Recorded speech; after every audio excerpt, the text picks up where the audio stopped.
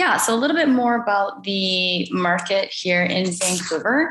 So as you guys all know, I mean, this is the biggest chat around is the interest rates. So we all know right now interest rates where they're at, very similarly to pre-pandemic, where they're at right now. We know that they are on the upward trajectory. However, what does that mean for the Vancouver market? Typically, what we have been seeing in the past is a crazy hot market where prices are just keep going up and up as well, multiple offers, bidding wars. It's just insanity here. It's just been insanity for the last couple of years.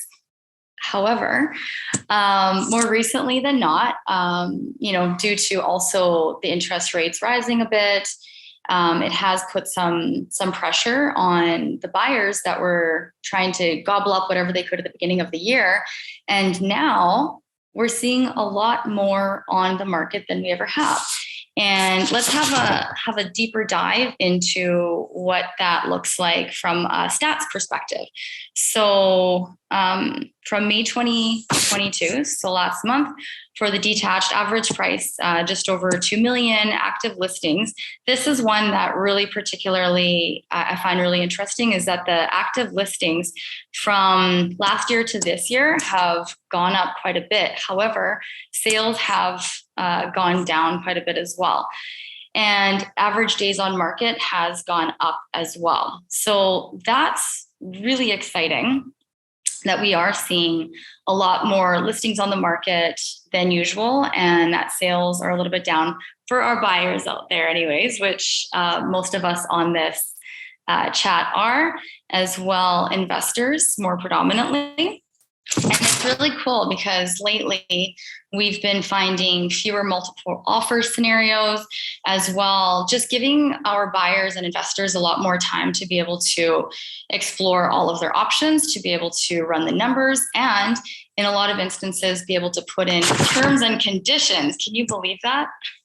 For the last 2 years, I don't even think that we've been able to put in any subject tos in our offers. So it's really exciting right now to be able to have a little bit more time to make sure that this is the property that you want to be purchasing and just kind of slow things down a little bit.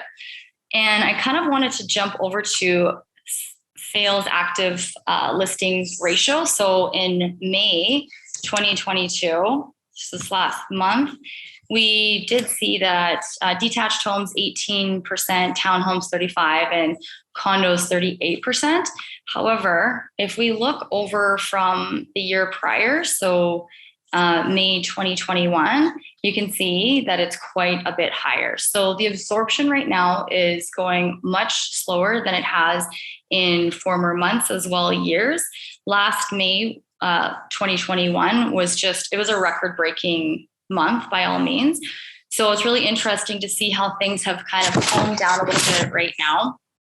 And just kind of been able to find different strategies for our buyers out there. And so one strategy that we've been using lately, which works really well, is going to be our diamond in the rough strategy.